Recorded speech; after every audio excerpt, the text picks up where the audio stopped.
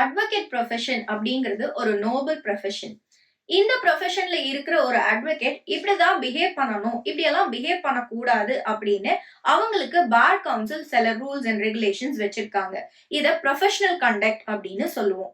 ஒரு அட்வொகேட் எந்த ஒரு காரணத்துக்காகவும் கட்ட பஞ்சாயத்தோ இல்ல யாரையாவது மிரட்டி அவருக்கு சாதகமா காரியத்தை செஞ்சுக்கவோ வைக்க கூடாது. இந்த மாதிரி எல்லாம் பண்ணுனா அது ப்ரொஃபஷனல் மிஸ்கண்டக்ட் அப்படின்னு சொல்லுவாங்க.